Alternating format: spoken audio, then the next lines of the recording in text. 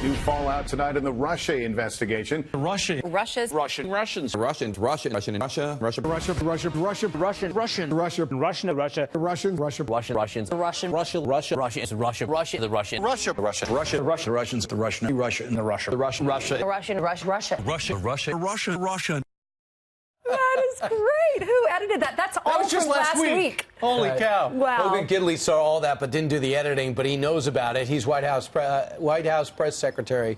Deputy Press Secretary. Hogan, does it seem like the Russia story never ends?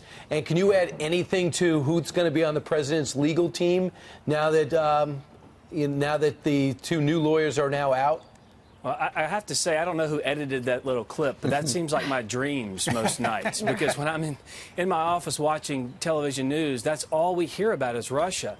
We don't hear there's no collusion. We don't hear the facts that after a year and a half of spending money, us sending over all of our documents and making witnesses available, there's no collusion there. We don't hear that. All we hear is Russia is a huge problem for this administration, and it's just simply not. What about the legal team? Can you have any update on who's going to be joining Jay Sekulow? Obviously, I can't really talk about the president's personal attorneys. I'm not privy to those conversations, but I guarantee you they'll be out there fighting for the president and getting the truth out there, which is that there's no collusion between President Donald Trump and the Russian government. It sounds like Joe DeGeneva and Victoria Tenzing, who are going to sign on, because their firm represents some other people involved in the probe. They will not be representing the president. It sounds like, according to some news reports, Hogan, that as early as today, the president could expel a number of Russian diplomats in solidarity with the Great British, the folks over in Great Britain, because they expelled 23 people after that poisoning of the spy and his daughter using that toxic nerve agent. Right. Well, the president's been very clear that we will impose costs on Russia when it is in our interest to do so. And when it's in our interest to work with Russia, we'll do that as well. This president has not softened or weakened any position that Barack Obama had on Russia, and in fact, he's gone much further. You'll remember that we gave lethal aid to the Ukraine. We sent troops into Poland.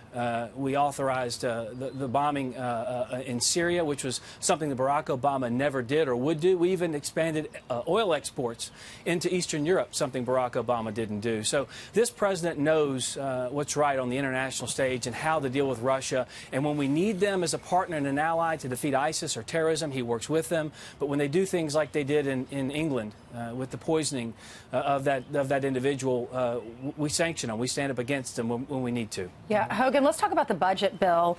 The president is now saying, or he kind of hinted around at least on Twitter over the weekend, that he could use all of that military funding. There was a lot of military funding going into the pocketbooks of those men and women that are fighting for our country. But there's a lot of extra money to be used, more than what they asked for, more than what the White House asked for. So there's talk that he might use that extra money to build the wall. Since he didn't get the funding, he only got 1.6. That was his Twitter. You're right. His Twitter was saying we might use the military money to fund the wall. Is that going to happen? Well, I don't want to get ahead of his announcement, but I can say this is one reason that the Wait, Hispanic what announcement? Well, if he's going to make an announcement how he spends that money to build the wall. But I can say that's one of the major victories for the American people in this piece of legislation that the president pushed, which was actually building a wall. I mean, that's something the president ran on. It's something, one of the reasons I think he got elected, because he understands that walls work, whether it's around Jerusalem, where they saw a 99% reduction in illegal crossings, or whether it's around San Diego, where they saw a 95% reduction in illegal crossings. The president understands that walls work. For whatever reason, Democrats used to be for a wall. They used to vote for it. They used to say that was important. Bill Clinton pushed for a wall in San Diego. So did Hillary Clinton. And for whatever reason, Democrats have decided they're against border security. They're against the American people in this way. And the president wants to protect this nation. And as you guys know, the #1 function of the federal government is to protect the American people. Well, Hogan, you're leaving out the Republicans. It was a Republican-led Congress that came up with this bill that stripped all of the stuff the president wanted regarding immigration for the most part. He got $1.6 billion for a fence, not a wall. That's actually incorrect. We actually can build a wall with this money, but there are political realities that exist in this country. Can I stop you there? Because that is because the speaker told us you can use concrete. Senator Schumer says you can't. Only improve the fence. What are you saying there? You can use it? It's my understanding you can. The Hispanic caucus came out vehemently against this bill for two reasons. One is because, as in the letter that they wrote to the president, which was it bolsters the president's deportation force, quote unquote, and it builds a wall. They're against it for those reasons. Right. So the secret is this is not an ending point, actually, for the president. It's a starting point. We've got to do more to protect this nation. This bill is a start, but you know the president ran on building the military. That's what this bill does, and the political reality exists in this town where everything we wanted to rebuild the military, something the president ran on, the Democrats came forth and said, every dollar you get for the military, we want for our pet projects here at home. And that was the trade-off the president made. He didn't want to sign the bill, as you heard in his press conference. But if he threatened to veto earlier, he might have gotten a better deal. Don't you agree?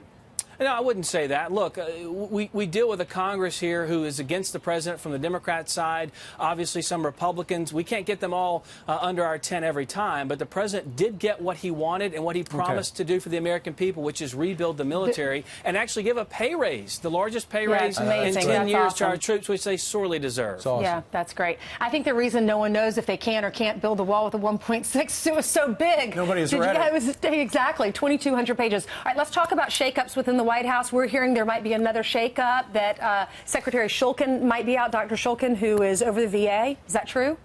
Well, we hear these types of rumors every day. I heard another network that shall remain nameless, but let's just say fake news is proper on that network. And what they said was for 2 months, they said McMaster was out. McMaster was out. And then when he gets out, they said, see, we were right. Well, you were wrong because you misreported it for 2 months. The bottom line is we all serve at the pleasure of the president, and if he's not pleased, you'll know it. At this point in time, though, he does have confidence in Dr. Shulkin. He is a secretary, and he's done some great things at the VA. But as you know, the president wants to put the right people in the right place at the right time, and that could change. You see, Hogan, what I have heard from people in Washington close to the president is that he would like to fire him today, but he doesn't have a replacement. I've not heard that, but again, when the president wants to make a change, he'll make it. He doesn't have to try. He doesn't have to guess.